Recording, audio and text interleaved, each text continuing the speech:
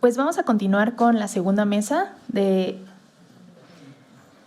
titulada Las costas mexicanas frente al desarrollo sostenible. Tengo el honor de presentarles a la doctora Liliana García Ramírez y al doctor Fernando Antonio Roset Verges.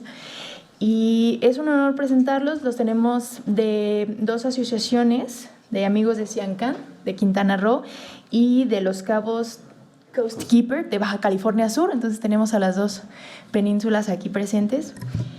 Bueno, comenzaremos con la doctora Liliana García Ramírez. Me permitiré leer una breve reseña. Es abogada con especialidad en ambiental, con más de 18 años de trayectoria en los sectores público, privado y social, y en las áreas de administración y desarrollo de proyectos en el ambiente jurídico, responsabilidad social empresarial, medio ambiente y recursos naturales, análisis de riesgos sociales, ambientales y de inversión social, leadership en implementación de sistemas de calidad y administración de fideicomisos. Actualmente se desempeña como directora de programas en la Asociación Civil Amigos de Siancán, una de las organizaciones ambientales con mayor prestigio en México. Antes de llegar a la península de Yucatán, Liliana fue subdirectora en Fomento Social y Ecológico Banamex, teniendo a su cargo la administración de fideicomisos y fondos ambientales, así como la implementación de proyectos en comunidades rurales y áreas naturales protegidas, estableciendo alianzas estratégicas con los 3 órganos de gobierno. Fue consultora en el despacho del exsecretario de Medio Ambiente y Recursos Naturales, Víctor Lichtinger Weissman, subdirectora de Apoyo Jurídico a la Gestión Ambiental en la Semarnat y coordinadora de proyectos en Banrural. Bienvenida, doctora. Adelante, por favor. Pues es un honor estar aquí. Muchas gracias por la invitación al Instituto de Investigaciones Jurídicas de la UNAM y les voy a presentar a grandes rasgos lo que hace Amigos de Siancán. Es una asociación civil que trabaja en la península de Yucatán y hoy les voy a presentar qué es lo que estamos haciendo en torno al desarrollo sustentable para pues procurar en la medida de lo posible el desarrollo sustentable en las costas mexicanas. Bueno, trabajamos para conservar los tesoros naturales que aportan servicios ambientales al destino turístico más importante de América Latina, que es Cancún y la Riviera Maya. ¿Por qué es el más importante? Pues debo decirles que México recibió en el año 2017 99.6 millones de viajeros internacionales, dejando una derrama económica de alrededor de 23,000 millones de dólares. Y el estado de Quintana Roo se queda con casi la tercera parte de eso que se recibe. La pregunta aquí es ¿queremos más viajeros internacionales? ¿Esa derrama económica que se deja en el país es suficiente? ¿Los impactos ambientales que dejan esos viajeros internacionales subsanan el impacto ambiental y dejan esa derrama económica de tal manera que la distribución sea justa y equitativa para todos los que viven en el estado e inclusive en la península? Esa es una de las preguntas. Estos servicios ambientales son tan relevantes como la protección costera ante huracanes, la captación de agua dulce, la belleza del paisaje, la captura de CO2 y muchos otros. Nosotros nos enfocamos en estas grandes áreas. La primera de ellas son incidencia en políticas públicas, turismo sustentable, restauración, educación ambiental e incidimos en la creación de áreas naturales protegidas. Pasamos a políticas públicas y comentar con ustedes, si le damos la siguiente. Nosotros incidimos en general en la península de Yucatán. ¿Qué es lo que encontramos como problemática? Ineficiencia e ineficacia de la legislación ambiental y una falta de armonización de la legislación. ¿Cuál es la consecuencia de esta problemática? Pues la falta de aplicación de la legislación. Si bien contamos con aproximadamente 500 leyes en materia ambiental, el problema es, ¿se está aplicando de manera correcta? ¿Es eficiente? ¿Es eficaz? ¿O nos hace falta publicar, diseñar algunos otros esquemas legislativos que nos permitan la conservación y la protección del medio ambiente? ¿O revisamos las que tenemos y revisamos qué es lo que hace falta? Amigos de Siancán forma parte del Comarnat. El Comarnat es un comité técnico que pertenece a la Semarnat. Amigos de Siancán y SEMDA son las únicas dos asociaciones civiles que tienen un lugar en este comité y actualmente estamos incidiendo para actualizar la norma oficial mexicana 001 que establece los límites máximos permisibles de descargas de aguas residuales a los cuerpos de agua nacionales. Esta norma oficial mexicana data de 1996, tiene más de 20 años, ha rebasado todos sus plazos de vigencia, se ha trabajado muchísimo al interior de este comité para lograr que se actualice. Nuestra mayor preocupación es que estos límites que se establecen desde 1996 evidentemente ya no son acordes a la realidad actual. Ya pasaron muchos años y pues es increíble que no haya esa voluntad política tal vez, o el conocimiento, o aportar mayor información que nos permita ya contar con una norma actualizada. Y esto trae como consecuencia que el mar está siendo altamente contaminado, pero no solamente el mar, sino toda la cuenca, los acuíferos. Recordar con ustedes, seguramente saben, toda la península de Yucatán tiene un sistema kárstico, son suelos kársticos, lo que significa que son suelos muy permeables, dúctiles, con alta conectividad, y cualquier contaminante que se arroje a un cuerpo de agua se va a conectar inmediatamente con cualquier otro cuerpo de agua y todo esto va a caer al mar. Entonces ahora hemos identificado que el arrecife, hemos monitoreado 22 años, el arrecife se ha caracterizado y monitoreado y hemos encontrado datos alarmantes en la salud del arrecife, y mucho de esto se debe a la mala calidad del agua por el vertimiento que se hace de manera imprudente, de manera pues sin ninguna conciencia y sin ninguna responsabilidad acerca de lo que conlleva el no realizar un tratamiento previo de estas aguas. También hemos identificado que los operadores de las plantas de tratamiento en los hoteles que se encuentran en la zona costera les hace falta capacitación. El mantener y el operar de manera adecuada una planta de tratamiento requiere de mucha especialización y los operadores carecen de esta capacitación, para lo cual diseñamos un manual del usuario y estamos realizando muchos talleres de capacitación, esperando que pueda ser un motivo para que las empresas, los hoteles, el sector hotelero invierta en capacitación e invierta en tecnología apropiada para evitar que esto siga causando estos serios problemas. Además, estamos también trabajando muy fuertemente para publicar la norma oficial mexicana que proteja los cenotes y sus cuevas. Todo lo que les comento, al ser ríos subterráneos, al ser un sistema kárstico tan frágil, un ecosistema tan frágil, los cenotes y las cuevas están también conectados con el acuífero y evidentemente todo va a caer al mar. Es increíble, por ejemplo, que desde la Ley de Aguas Nacionales no se contempla la figura de cenote y aparentemente se considera dentro del inventario de humedales que publicó la Conagua hace algunos años. De manera muy discreta aparece por ahí una definición de cenote, pero es insuficiente, y esto ha traído como consecuencia que únicamente el estado de Yucatán y Quintana Roo cuenten con una legislación incipiente, pero al no estar regulado desde la Constitución política y al considerarse aguas nacionales, pues carecen de protección y carecen de una legislación acorde para lograr su conservación y protección. Otro de los temas que estamos impulsando también es la creación de fondos de pago por servicios ambientales, que lo establece la Ley de Cambio Climático. Fue parte de uno de los acuerdos de la COP10 y México asumió ese compromiso, no se ha cumplido.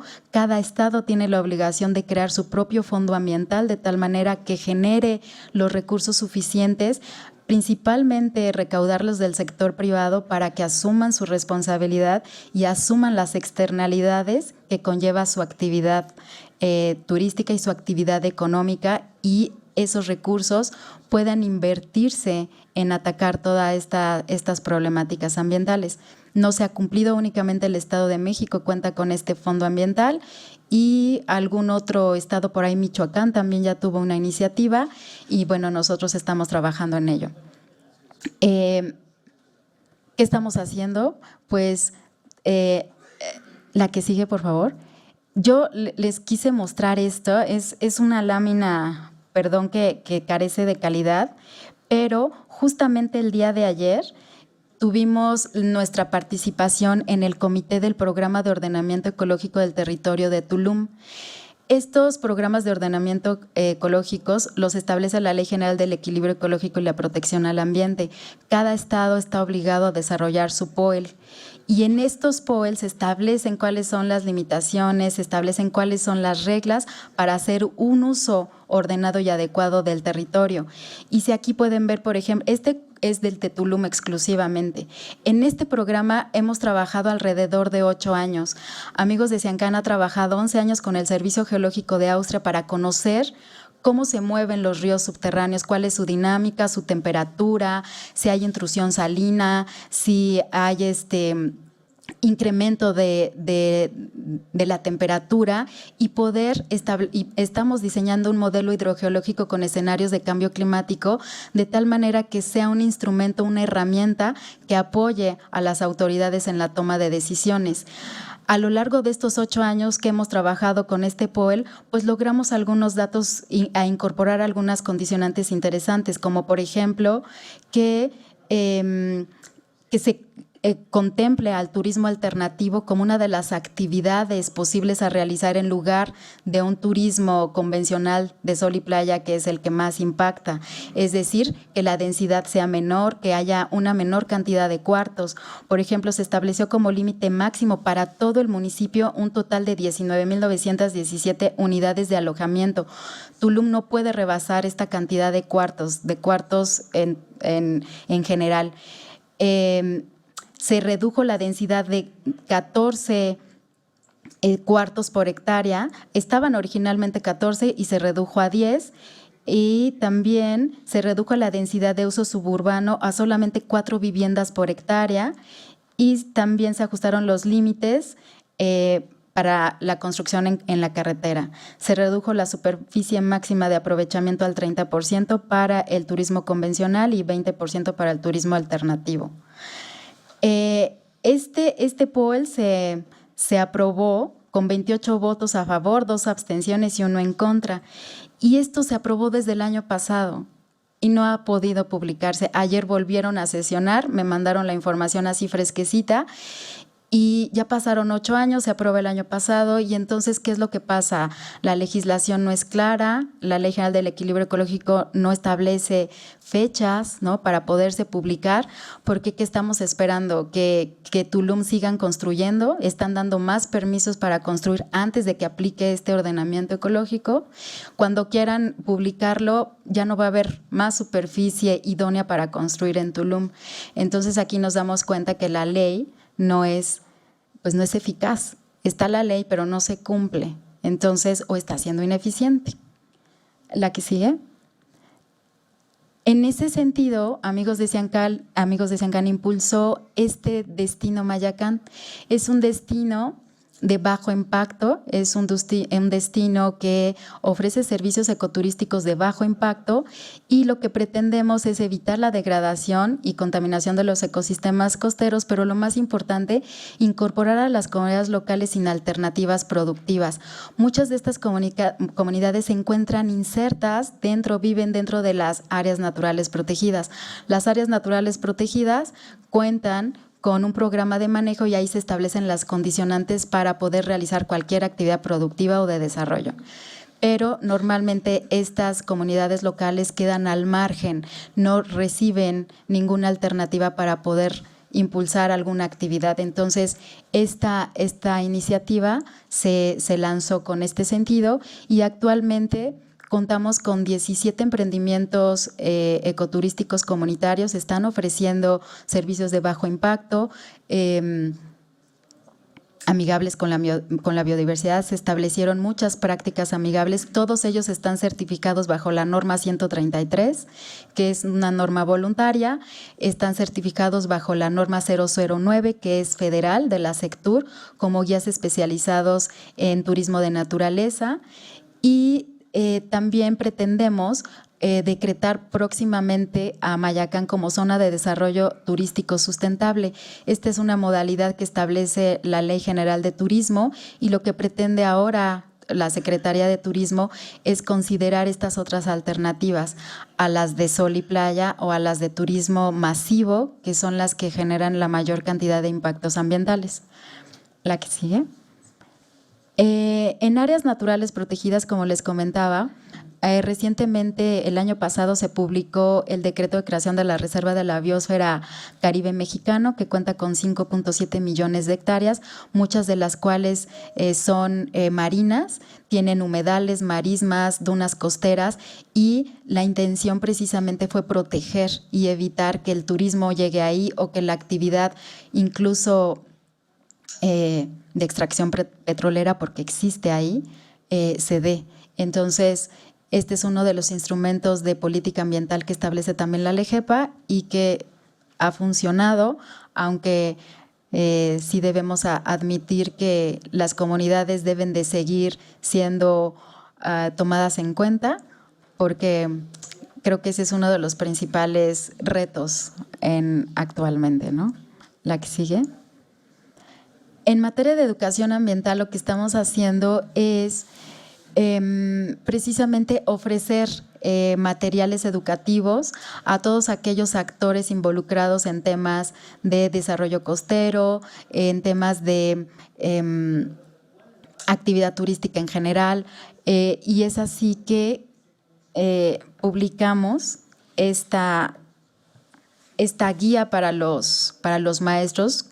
Es una guía que les pues de fácil uso a los maestros, está diseñado con base en los programas de estudios de la SEP y tiene que ver con cómo cuidamos los recursos hídricos. Parece mentira, pero las comunidades que están muy alejadas no tienen acceso al internet y medianamente llegan a tener algún maestro de CONAFE, pero llega hasta tercero de primaria y no tienen acceso a la información. Ellos también cuentan a su alrededor con pozos o con cenotes y hacen uso o tienen acceso al agua porque no tienen agua potable y muchos de ellos no están conectados al drenaje. Y debo decir, por ejemplo, también que Solidaridad, el municipio de Solidaridad que abarca Playa del Carmen, Tulum, por ejemplo, no hay conexión al drenaje. Entonces, todo eso además pues llega también a los arrecifes, al mar, a las zonas costeras. Entonces, esta información es de vital importancia para aquellos que requieren de materiales didácticos. Además, está regionalizado, muy acorde a las características tan particulares de la península de Yucatán. Y también publicamos recientemente esta guía, que es la guía de buenas prácticas para el uso y conservación de cenotes y cuevas. Como les comentaba, no hay una legislación que proteja a estos cuerpos de agua que tienen aguas subterráneas nacionales y pues esta guía lleva de la mano a todos los actores involucrados para aplicar buenas prácticas. Se hizo toda una investigación y una serie de talleres participativos con los prestadores de servicios turísticos, con los turoperadores, con las autoridades, con la academia, con investigadores y con otras organizaciones de la sociedad civil para llegar a este consenso y recibir e incorporar todas las inquietudes y todas las necesidades que nos permitan llegar de información a los actores. También, por otro lado, publicamos la guía de diseño, planeación y construcción sustentable en el Caribe mexicano. Los principales funcionarios que dan la primer cara a cualquier desarrollador están en los municipios y los funcionarios de los municipios carecen también de información y de la capacidad especializada para atender a los inversionistas. Llega un inversionista y quiere construir un hotel y lo primero que tiene que hacer es saber pues la densidad, cuántos cuartos puede construir, tenencia de la tierra, si es un ejido, si es legal, si hay una posesión legal o no, si hay un título de propiedad, si hay licencia de construcción, si no tiene, si hay una manifestación de impacto ambiental. Todo esto, pues el funcionario de un municipio no tiene la capacidad para atender a un inversionista. Entonces, esta guía se diseñó, se elaboró y está publicada en el portal de la página del Gobierno del Estado para que cuando llegue cualquiera que quiera construir un hotel, un edificio, un inmueble, una casa, pues acuda y sepa cuáles son los trámites que tiene que cumplir. Hemos realizado pues una serie de talleres y de capacitaciones y hemos llegado, esa cifra ya no está actualizada, son 18,500 estudiantes a los que hemos llegado y 230,000 impactos. Entonces, nuestra idea con estos materiales es llegar cada vez más a todas las personas, al público en general, a los jóvenes, a los maestros, a los inversionistas, a las autoridades. Y pues seguir actualizando materiales, ¿no? La que sigue. Por ejemplo, en materia de restauración, este es un ejemplo claro. Esta es un camino que se abrió para, pues para conectar a una comunidad con otra. Está muy cerca de la reserva de la biosfera Siancán, de Tulum, y 450 hectáreas fueron afectadas por interrumpir el flujo del camino y esto lo provocó esta terracería, lo que ocasionó una hipersalinización y muerte de mangle rojo, que también es un humedal y que por lo tanto también forma parte de las costas. Los manglares son ricos en biodiversidad, captan mucho CO2, carbono azul. Y pues si se dan cuenta es alarmante cómo se ve de un lado y de otro. Lo que hicimos fue desarrollar un proyecto en colaboración con el Cinvestav y con la CONAMP y restauramos 100 hectáreas, implementando una metodología muy novedosa a través de abrir canales, flujos de canales y usar la ingeniería. Y bueno, únicamente fue una prueba piloto, abarcamos 100 de las 450 hectáreas afectadas, pero yo quise mostrarles esto para que ustedes puedan identificar que la corrección es más cara que la prevención. Este proyecto salió carísimo y únicamente vamos a lograr restaurar 100 hectáreas de 450. Y este es solo un ejemplo. Entonces, como estos, hay miles en la península de Yucatán y es lamentable. ¿La que sigue? Pues finalmente creemos que la conservación participativa es una solución posible para el cuidado de la zona costera y la biodiversidad que permite además la captura de carbono, mitigar y adaptarse al cambio climático, por decir algunas de las consecuencias y algunas de las acciones que tendríamos que hacer. Y por mi parte es todo. Muchas gracias.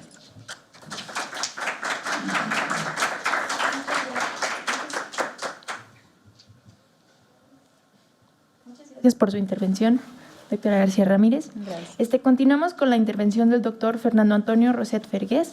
Me permitiré leer su reseña. Es biólogo por la UAM Xochimilco, maestro en Ciencias en Manejo de Recursos Naturales por la Universidad Michoacana de San Nicolás de Hidalgo, doctor en Geografía por la UNAM, experto en Planeación Territorial con 27 años de experiencia. Trabajó en el Instituto Nacional de Ecología, ahora Instituto Nacional de Ecología y Cambio Climático, por 15 años, donde fue director de Ordenamiento Ecológico del 2006 al 2013. Ha colaborado con el programa Leadership for Environment and Development del Colegio de México y fue investigador del PAIR UNAM en la región de Michoacán. Ha participado en 65 publicaciones nacionales e internacionales, presentado más de 63 ponencias en México y en el extranjero. Ha impartido más de 45 cursos especializados y materias al nivel licenciatura y posgrado en diferentes instituciones y ha coordinado 18 proyectos de investigación.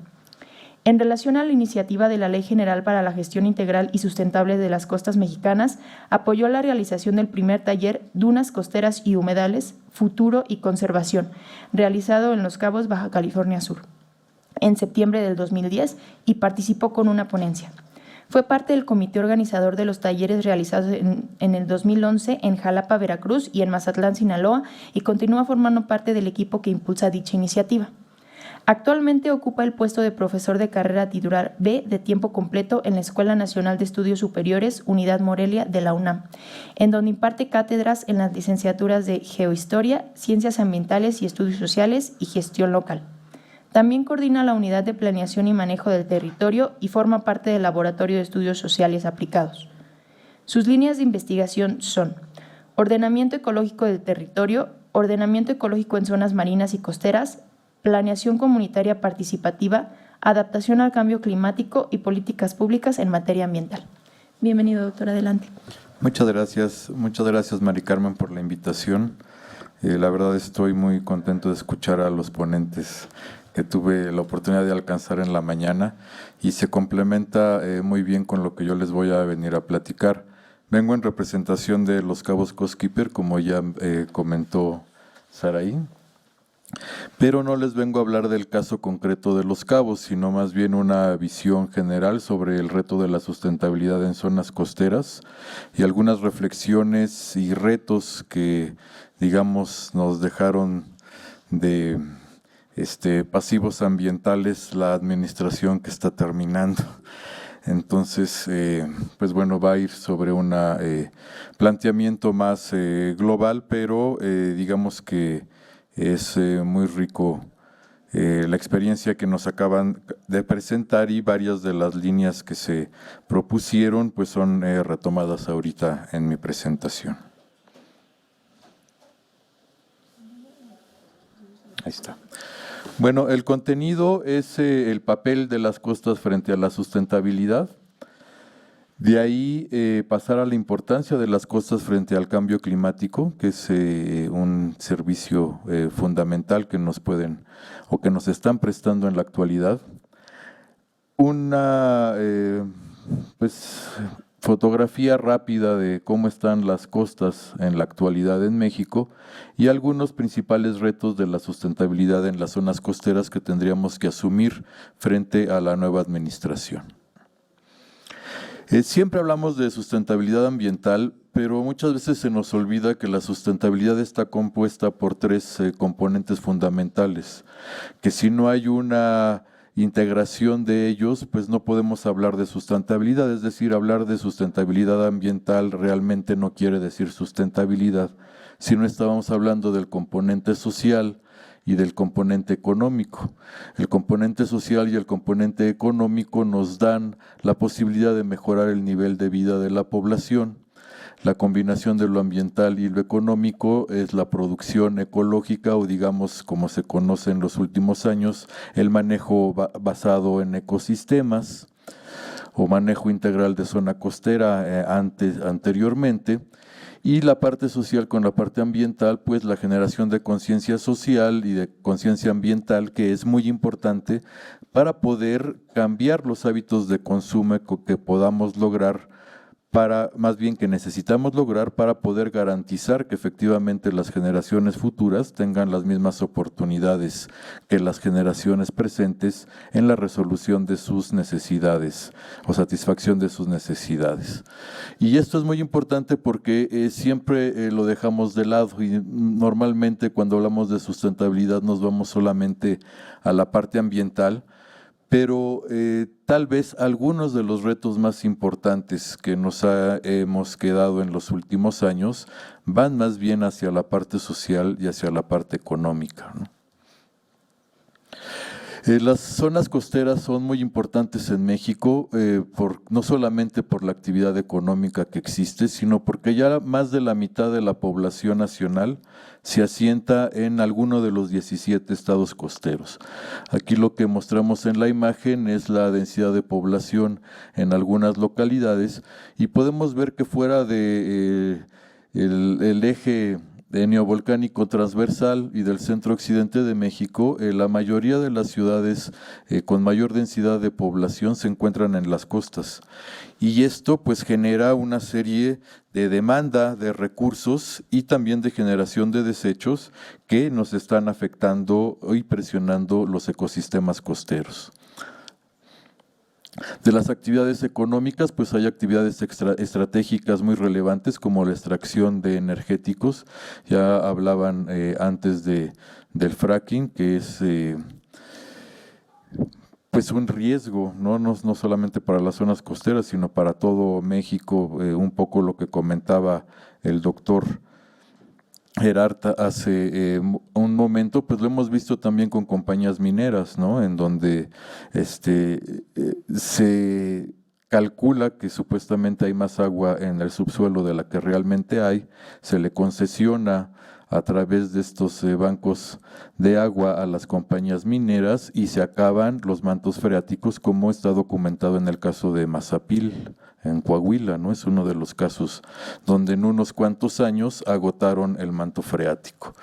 Bueno, también tenemos el desarrollo turístico, que como ya vimos en la presentación anterior, es muy importante para México en la actualidad.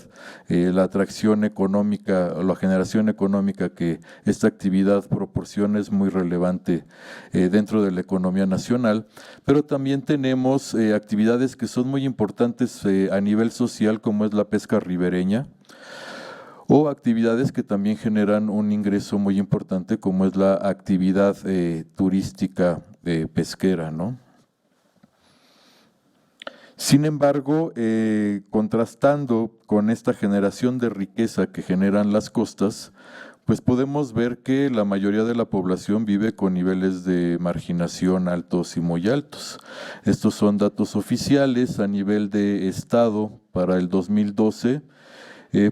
Tenemos marginación o porcentajes de población en nivel de marginación mayores del 50%, prácticamente en todos los estados costeros, con excepción de la península de Baja California y Sonora. Y si esto nos referimos a los municipios, el dato de Coneval de 2010, pues vemos que un porcentaje muy importante de municipios costeros tiene más del 70% de población en una situación de marginación. Y si nosotros empezamos a ver las zonas costeras con esta visión de cuenca, que también se hacía tanto énfasis en las ponencias anteriores, pues vemos que en las partes altas de las cuencas costeras, pues también tenemos niveles de marginación bastante altos, por ejemplo en el caso de Sinaloa, Durango y Sonora, que los municipios costeros propiamente con el frente litoral no tienen esta característica, pero sí todo lo que sucede aguas arriba de la cuenca. En cuestión de biodiversidad, también las zonas costeras son muy ricas. Muy buena parte de la riqueza biológica de México se puede identificar en los estados que tienen costa. En riqueza de especies lo vemos en la serie de mapas superiores y los endemismos de especies por diferentes grupos en los mapas inferiores. Entonces, México es entre cuarto y sexto lugar de riqueza de endemismos y de especies en algunos grupos, entonces nos coloca en una situación muy relevante en cuestión de riqueza biológica. ¿Y qué es lo que necesitamos hacer entonces ante estos dilemas? Pues en un principio tomar el enfoque de cuenca para hacer la planeación de la zona costera.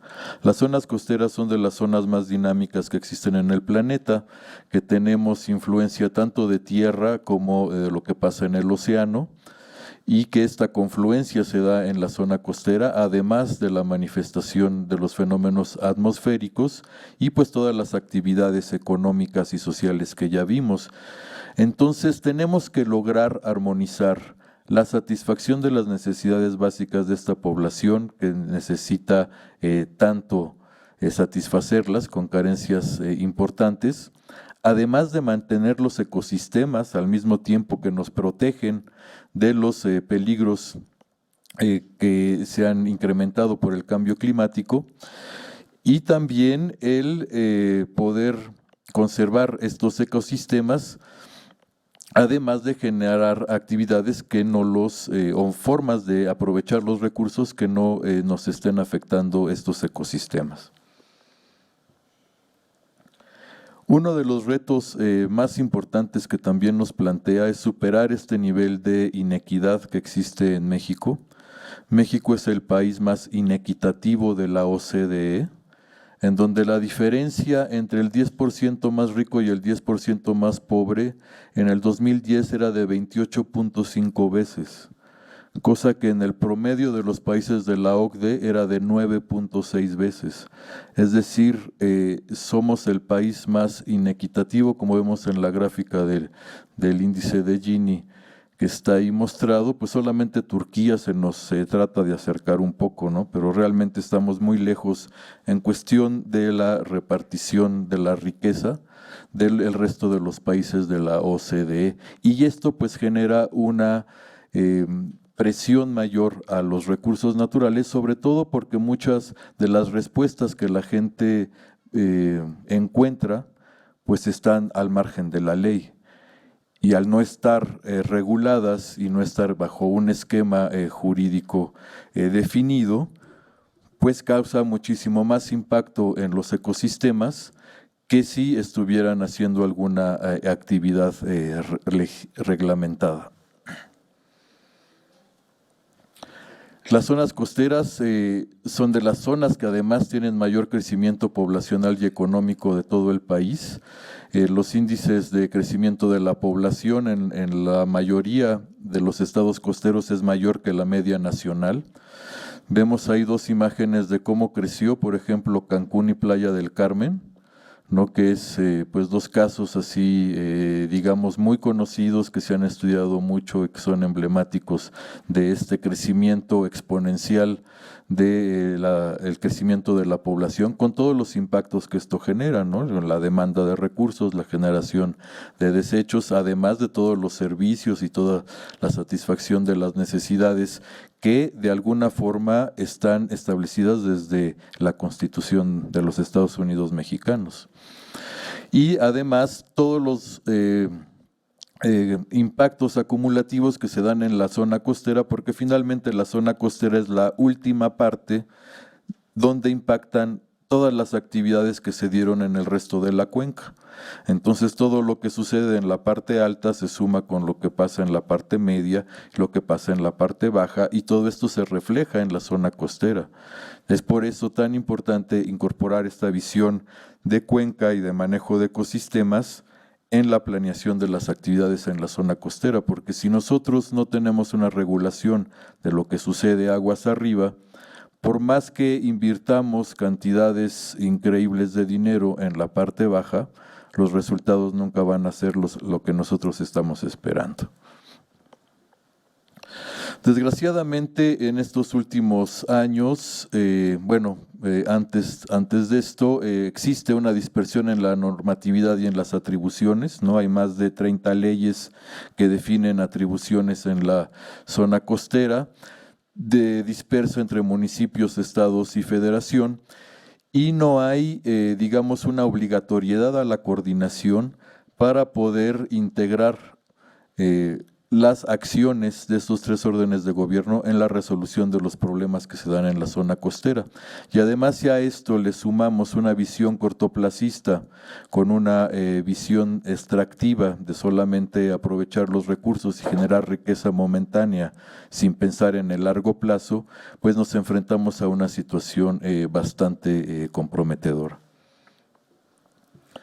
Las zonas costeras han tenido gran transformación, la parte costera con mayor transformación a nivel nacional es el Golfo de México, de ahí le seguiría el Pacífico Centro-Sur, después la costa del Golfo de California en la parte de Sonora, Sinaloa y Nayarit, después el Caribe y por último la zona, digamos, menos transformada hasta ese momento que es un poco vieja esta gráfica, es la península de Baja California, que en los últimos 10 años ha tenido procesos de modificaciones mucho más acelerados que los que se venían viendo históricamente. Además, algo que no podemos olvidarnos es la situación geográfica en la que nos encontramos. México es de los pocos países que tiene incidencia de ciclones tropicales por las dos costas, tanto por el Atlántico como por el Pacífico. Creo que son 2 o 3 países en todo el mundo que tienen esta característica. Entonces, lo que nosotros tengamos que planear de las actividades en zona costera tienen que ser adecuadas a esta realidad y no podemos estar tomando modelos generados en otros países que no tienen esta situación. España no tiene esta situación, Brasil no tiene esta situación, Costa Rica no tiene esta situación.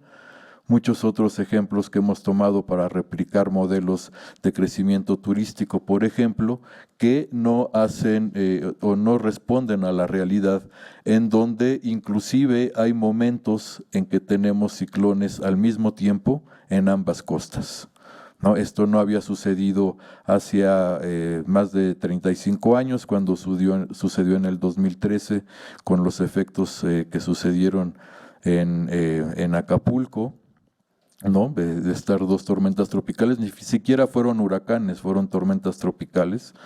Y eso se volvió a suceder no 35 años después, sino en el 2014. Y lo volvimos a tener en el 2017, es decir, 3 eventos en menos de 5 años, cuando antes habían pasado 35 años que no había sucedido esta situación. Si nosotros no planeamos para estas situaciones que van a seguir siendo cada vez más constantes, pues lo único que nos vamos a enfrentar es a lo que ya comentaba la doctora, de que tenemos que estar gastando muchísimo más dinero en la restauración que en la prevención. Finalmente, los ecosistemas costeros nos prestan el servicio de protección para la infraestructura y las actividades humanas, y ya también se incluye una visión de protección a la biodiversidad dentro de a la adaptación al cambio climático, no solamente a las actividades humanas, por la necesidad de mantener los bienes y servicios ambientales que los ecosistemas nos prestan. Y pues necesitamos generar procesos de planeación que sean adaptativa a las condiciones cambiantes que se van dando en estas zonas tan dinámicas, ¿no? Y además con presiones mucho más fuertes en los últimos años. Y esto, digamos que nos enfrentamos con una rigidez en la planeación o en los esquemas de planeación que actualmente el gobierno federal, los gobiernos estatales promueven. No podemos tener procesos de planeación multiescala porque la LEGEPA dice que o es ordenamiento local o es ordenamiento estatal o es general del territorio, pero no podemos hacer una planeación multiescala en un mismo espacio geográfico, que es lo que nos permitiría estar atacando procesos que se dan a diferentes escalas y tener una solución a esto, ¿no? Conservar las barreras de defensa es muy importante. Primero, los arrecifes, que disminuyen el oleaje, las playas y dunas, que también restan energía al oleaje, posteriormente los manglares y las lagunas costeras, y finalmente los humedales de agua dulce que están hasta atrás, más cercanos hacia la tierra, que nos evitan las inundaciones, ¿no? Tienen una capacidad muy importante de poder controlar el exceso de agua. Si nosotros los afectamos para cualquier tipo de infraestructura, pues estamos provocando que nos inundemos seguramente, ¿no? La que sigue. Y bueno, finalmente, parte de lo que también es importante es poder sensibilizar a los grandes sectores o actores económicos preponderantes, tanto nacionales como internacionales, que pueden ser privados o públicos, ¿no? En la actualidad, porque en la actualidad en la Semarnat regresamos, ¿no?, al modelo de desarrollo sustentable o al paradigma de desarrollo sustentable que se vino impulsando desde el 92 y que se plasmó con las modificaciones del 96 en la LEGEPA. Regresamos al paradigma de la protección ambiental con una visión de la solución al final del tubo, en donde solamente se tiene que controlar los excesos de contaminación y los daños que se dan en los ecosistemas, y no prevenir esos daños o manejar los recursos de una forma que no se generen daños, ¿no? Y los principales retos que yo identifico, por un lado, una necesidad de planeación transversal e integral por encima de la regulación, porque desgraciadamente los instrumentos de planeación ambiental que tenemos no sirven para la planeación sectorial, sino solamente para la regulación. En realidad sirven para la evaluación de las manifestaciones de impacto ambiental, pero no para que los sectores productivos basen su planeación en lo que ya está identificado que se debe de lograr a partir de los ordenamientos ecológicos. Indudablemente necesitamos una mejor distribución de la riqueza, esto no es exclusivo de las zonas costeras, es a nivel país, y si no encontramos medidas de una redistribución factible y adecuada de la riqueza, pues vamos a estar generando mayores presiones sobre los recursos en estas zonas que por generar tanta riqueza, pues son muy atractivas para que llegue población que es expulsada de otras zonas con menores posibilidades de crecimiento económico. La coordinación entre los tres órdenes de gobierno es algo también muy importante, así como la coordinación intersectorial para la ejecución de los diferentes programas de política pública y los instrumentos de planeación. Y es aquí donde juega un papel muy importante la iniciativa de ley de costas que se ha venido proponiendo desde hace 4 años, al menos, si no es que un poco más, ¿no? Necesitamos la obligatoriedad de la coordinación de los tres órdenes de gobierno y de los diferentes sectores para ejecutar las políticas públicas y hacer la planeación. Si no, vamos a seguir sectorizando algunas remediaciones que nunca nos van a llevar a la solución de los problemas y de los retos que veíamos en un principio, responder a este incremento de la población, de las actividades productivas, de mantener nuestra biodiversidad y los servicios ambientales que estos ecosistemas nos prestan. Muchas gracias.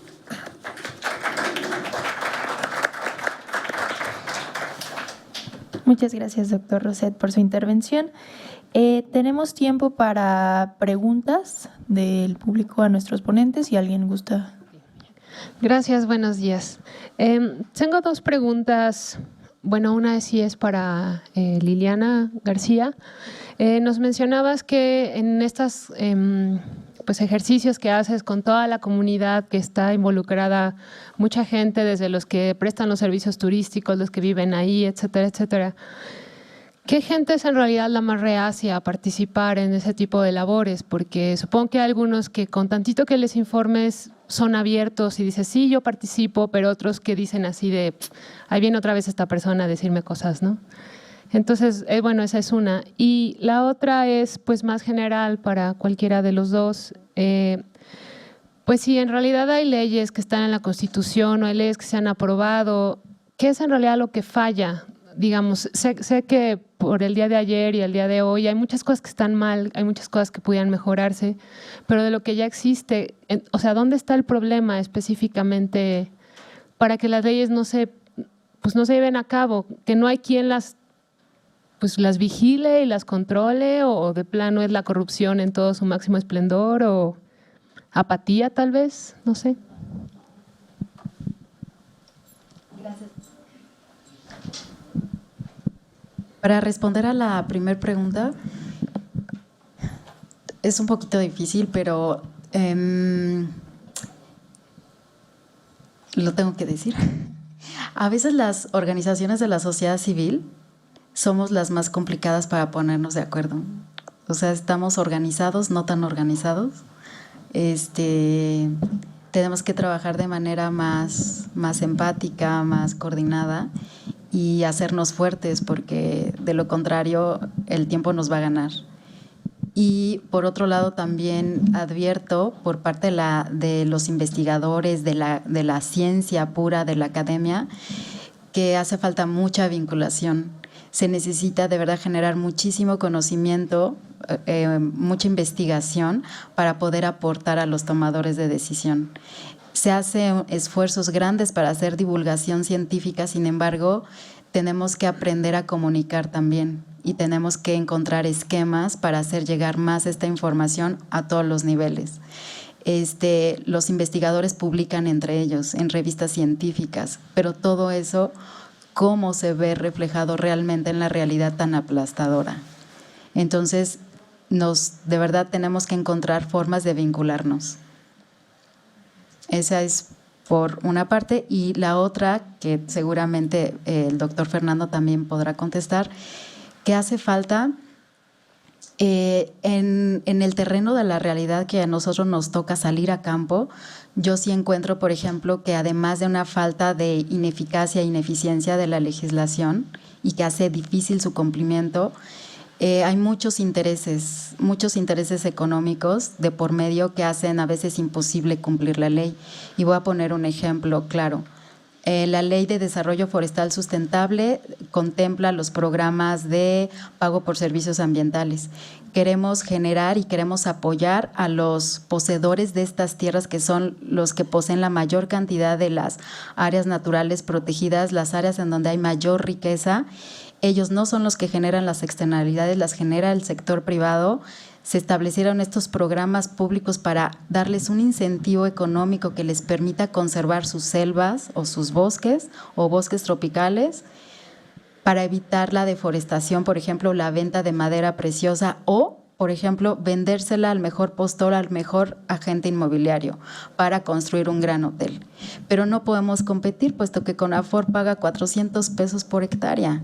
¿Cómo voy a competir contra un agente inmobiliario que llega con 7 millones de pesos? Entonces, es una lucha encarnizada y no puedes contra eso.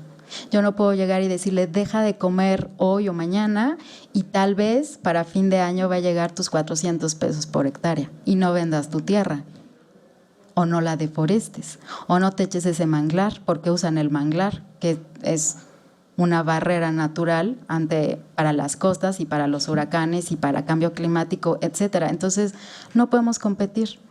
Y esos son subsidios perversos que se establecen en los programas públicos, pero que existen. ¿Y cómo erradicas esos subsidios perversos? Cuando los establece la ley. Entonces la ley no es eficiente, no es eficaz, no es acorde a la realidad, no la podemos aplicar.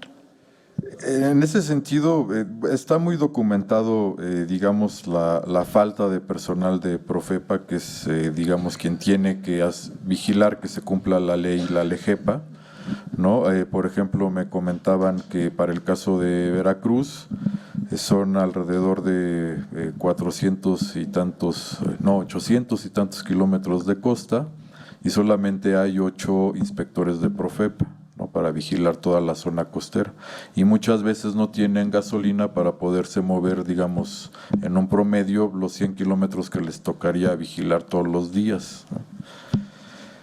Si a esto le anuamos que va a sonar, no sé, como queja, reclamo, no sé, pero digamos, por más que el gobierno que sale diga que es el gobierno más verde de toda la historia, yo estoy convencido que es al contrario, ¿no? Porque lo primero que hicieron fue reducir el personal y el presupuesto de Semarnat. Entonces, si veíamos que no eran suficientes los inspectores que había de Profepa y los recursos que había en Semarnat, todavía con los recortes que se hicieron, pues menos, ¿no? Y un área importantísima que fue recortada es la área de educación ambiental, ¿no? El SECADESU prácticamente desapareció y es una tarea fundamental para poder generar conciencia y poder promover, utilizar de una manera más armoniosa con el ambiente los recursos y la generación de desechos. Entonces, digamos que es bastante contradictorio, ¿no? A lo mejor lo dicen porque declararon unas reservas de la biosfera gigantescas que tampoco tienen quien las vigile, ni quien las maneje, ni hay programas de manejo, pero eso sí permiten la minería ahí dentro, ¿no? Entonces, digamos, finalmente son estos intereses económicos particulares,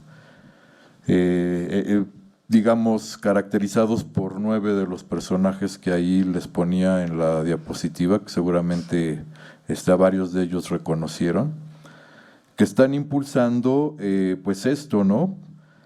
Que no haya recursos en las secretarías y que cuando hay, digamos, un inspector que agarra a alguien haciendo algo que está prohibido por la ley, pues que haya la forma en que se le rebaje la multa, que no se le ponga la sanción que debería ponerse, que las multas no sean ejemplares, ¿no? Este tipo de cosas que deberían de cambiar si realmente nosotros queremos generar conciencia en este tipo de actores predominantemente económicos, que por un lado tienen una cara de proteger al ambiente, pero por otro lado están generando impactos muy importantes en el ambiente, ¿no? Otro elemento muy importante es que muchas de las políticas públicas que diseñamos no corresponden a la realidad, ¿no? Y que tienen impactos colaterales mucho más importantes de lo que estamos resolviendo. Ya se comentaba el caso de pago por servicios ambientales, que es muy claro, pero también tenemos el caso de la inminente desaparición de la vaquita marina, ¿no? Ahí la política pública se enfocó a prohibir a los pescadores ribereños que dejaran de pescar, cuando en realidad el problema son las, pues ahora sí que el crimen organizado, porque ni siquiera son pescadores ilegales, es el crimen organizado que extrae una especie que está prohibida y que tiene un alto valor en el mercado internacional, ¿no? Entonces, pues ahí le erramos, ¿no? O sea, teníamos que haber atacado al crimen organizado y no afectar a los pescadores ribereños, y finalmente pues la vaquita ya no tiene futuro, ¿no? A lo mejor a nuestros nietos les toca todavía que haya algún par de ejemplares por ahí, pero ecológicamente ya no tiene viabilidad, ¿no? ¿Alguna otra pregunta? Sí, adelante. Gracias. Buenas tardes, Lenin Díaz. Para la doctora Liliana, dos preguntas. La primera de ellas, refiriéndome a la adaptación basada en ecosistemas, cuyo uno de sus ejes fundamentales es la restauración, y respecto al trabajo que ustedes realizan, quisiera saber si ustedes trabajan junto con el gobierno federal, dado que, por ejemplo, en el gobierno de Quintana Roo existen 3 proyectos ya impulsados por el INEC, con también participación de la CONAMP, ¿no? Esa sería la primera. Y la segunda, si existe en la actualidad un proyecto de reforma a la norma 022 referente a protección de manglar, que bueno, básicamente esa norma oficial mexicana se refiere a restauración de manglar. Hace mucha referencia a ello, pero al parecer, además de su revisión quinquenal que debe tener cada norma oficial mexicana, quisiera yo saber si existe un proyecto de reforma a esta norma que a todas luces es inoperante y no incide necesariamente en la protección del manglar. Contiene disposiciones como que una construcción debe encontrarse a no más el límite de una construcción debe ser al menos de 100 metros. O sea, el impacto ambiental es muy significativo si reducimos esa zona de amortiguamiento, por llamarlo de alguna forma, a 100 metros nada más. Además de otras disposiciones que, bueno, creo que en la práctica no tienen un efecto relevante respecto de la protección de esos ecosistemas. Gracias. Para la primera pregunta, sí, efectivamente, de hecho en mi presentación venía, para esta restauración que realizamos exclusivamente en el playón dentro de la Reserva de la Biosfera Siancán, colaboramos con el Sinvestab y con la CONAMP y el INEC, evidentemente. El INEC fue quien gestionó los recursos, como comenté, era muchísimo dinero, porque fue una innovación tecnológica y amigos de Siancán, el apoyo, la colaboración con la que contribuyó fue precisamente trabajar con 3 de las comunidades afectadas, Chumpón, Punta Allen, Tres Reyes. Entonces trabajar con ellos, porque muchas veces ellos son los que resultan afectados y son los que menos son tomados en cuenta. Entonces trabajamos con ellos para darles a conocer el proyecto, hacer un diagnóstico participativo, comunitario, involucrarlos en el proyecto e inclusive ofrecerles que si querían incorporarse a trabajar en la restauración. Entonces, al mismo tiempo que les explicamos cuál es el impacto ambiental, cuáles son los daños y cuál es la importancia de conservarlos, pues informarles lo que está pasando y que participen y que además pueden generar un empleo temporal cuando menos. Y esa es a la coordinación interinstitucional a la que también se ha referido el doctor Fernando, ¿no? O sea, cómo nos comunicamos todos y cómo trabajamos todos. Pero insisto, esto fue algo aislado y era para probar una tecnología, pero no hay dinero que alcance para restaurar, de verdad no hay dinero. En otra época en donde yo trabajé en otra institución, se gastaba muchísimo dinero en restaurar el Parque Nacional Nevado de Toluca y el Iztapopo, y vas, en Iztapopo logramos restaurar 20 hectáreas de las 40 y tantas mil de Iztapopo, pero eso fue en 7 años. Entonces, abarcar 20% en 7 años es hacer nada. Y en Nevado de Toluca, por consiguiente, y además después nos cambiaron la categoría de Parque Nacional a Área de Protección de Flora y Fauna. Entonces, ¿de qué sirvió todo ese trabajo de restauración cuando ahora la categoría la bajan de nivel y entonces puedes realizar otras actividades económicas? Entonces, ahí nuevamente la política pública es errática y no observa lo que está pasando alrededor. Entonces, y no preguntan tampoco a los ejidatarios, que ese es el mayor problema al que yo me refiero. No hay una distribución justa y equitativa de los recursos, pero tampoco hay información para que ellos puedan tomar decisiones previas e informadas. No son tomados en cuenta. Entonces, y ellos son los afectados. Simplemente o por decreto o por política o por ley, pero se hacen algunas cosas de las cuales ellos no están involucrados. En cuanto a la norma 22, pues decirte que nosotros como miembros del Comarnat participamos en todas las sesiones.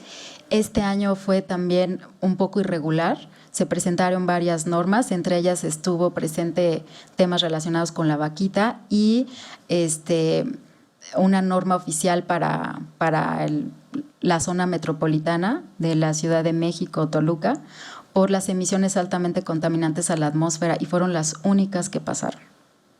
Entonces, efectivamente, cada 5 años se tiene que revisar una norma oficial mexicana, pero no entendemos por qué rebasan todos sus plazos, ¿no?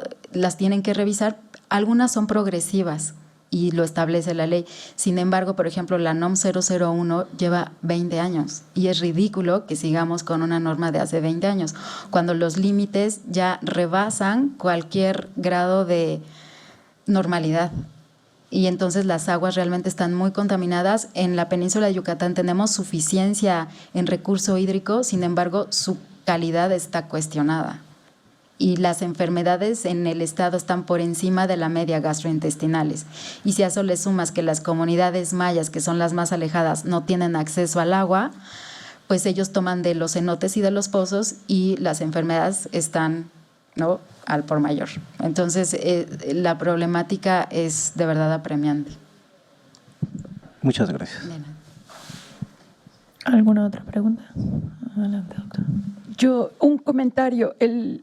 No solamente es el problema de la revisión quinquenal, hay que recordar que tenemos una nueva Ley General de Desarrollo Forestal Sustentable, que es la que le da la validez a la norma 022. Y hay que ver ahora con esta nueva visión de la ley respecto de autorizaciones por cambio de uso de suelo forestal, si sigue operando el 60 ter de la Ley de Vida Silvestre. Entonces todavía tenemos ahí un problema, me explico, en donde la parte forestal, que es el cambio de uso de suelo forestal, que de alguna manera podía detener ciertas actividades, en estos momentos va a ser laxa. En estos momentos también vamos a tener que ver a qué nivel van a bajar a la dirección de conservación forestal, o sea, la dirección de forestal y lo de conservación de suelos y todo esto, porque parece que se va a reducir Semarnat al mínimo. Y entonces, pues con eso, ahora sí que uno de los juristas dice que mucha ley es poca ley, ¿sí? Y yo creo que un poco parafraseándolo yo diría, pero poca autoridad es mucho desorden. Y yo diría en lo ambiental, poca autoridad es deterioro ambiental, porque efectivamente, ¿cuántos inspectores ahorita están en la zona costera? Los inspectores asignados a los 17 estados costeros tienen zona federal marítimo terrestre más contaminación al ambiente, más, o sea, todo lo demás. Entonces, aquí ni siquiera tenemos autoridad costera que pudiera estar manejando este tipo de situaciones. Y la otra que también y fue una experiencia que vivimos con el doctor Rosete, con esta iniciativa de la Ley de Aguas, resulta que pudimos, como el día de hoy, afortunadamente, combinar, por ejemplo, a los de planeación municipal, esta comité de planeación municipal del municipio de Los Cabos con el de los municipios de Benito Juárez. Y lo que empezaron a platicar entre ellos, o sea, fue una reunión en Cómo Era de Costas, acudieron, fueron invitados, se conocieron, y a la hora de que ya estamos pues, en el café o en una comida, empiezan ellos a platicar. Eran exactamente los mismos problemas. Y en una de esas eran hasta los mismos actores, porque esos 9 personajes andan por todo el país. No sé si me explico. Entonces, aquí el asunto es, pero bastó para que ellos mismos se dieran cuenta de que hay una estrategia, ¿sí?, digamos turística o como le quieran llamar, atrás, económica, pero que la estrategia ambiental no está precisamente para frenarla, ¿no? Y bueno, sí, y aquí yo coincido con la doctora Liliana, tristemente, los que más se oponen a que se lleven a cabo proyectos son los protagonismos en los grupos ambientales sociales. ¿Quieres que no se haga el proyecto? Invítalos. ¿Sí? ¿Por qué? Porque pues ahí está el dicho, ¿no? Yo tenía un amigo guatemalteco, un querido amigo guatemalteco que decía, si quieres tener tu primer $1,000,000, decía, invéntate tu religión. Porque bueno, empezaron a haber religiones en Centroamérica, ¿no? Y pues yo también le decía años después, si quieres tener tu primer $1,000,000, invéntate tu ONG ambiental. Porque te van a dar un chorro de financiamiento, pero como ya lo tienes tú, a ver si repartes. O sea, lo que pasa es que tampoco se ha trabajado en la ética ambiental de la participación social como ONGs. Digamos, en México, a la hora de que dices organizaciones serias ambientales, Ciancán y Pronatura, y ya no encuentro. Y lo peor es que también encuentro asociaciones, el caso de mi querido Homero Arichis, Grupo de los 100, que solo él. Sí, entonces dice uno como que ¿cuántas personas? O sea, digamos, y si realmente se puede en esta situación instalarse en una zona manejando el problema social, pero otra vez sin la ética de saber para qué quiero estar interviniendo en la zona con la sociedad. Porque, por ejemplo, en este caso te puedo decir que en el caso de Montes Azules, si lo puede verificar o Fernando, ve a platicar con los chamulas y vas a ver qué te dicen. ¿Sí? Lo que te dicen los chamulas es que padre, porque hay millones de dólares que han dado a los chamulas y los chamulas no han recibido ni uno. Porque todos se van en estudios, en asociaciones, en el turismo ambiental, en el turismo de sustentabilidad. Digo, eso está bien padrísimo. No es el turismo sustentable, no. El de los académicos y el de las instituciones, que es que por la sustentabilidad viajan por el mundo y viajan en situaciones de lujo. Entonces, ahí es en donde creo que hay un punto muy importante de cuál es la penetración social. Yo recuerdo inclusive una propuesta del Partido Verde, de los líderes del Partido Verde, cuando querían vender bonos de deuda. Te estoy hablando de 1900, pues yo creo que eran 90, 80 y tantos. O sea, cuando sí se vendieron los bonos de deuda en Ecuador para las Islas Galápagos.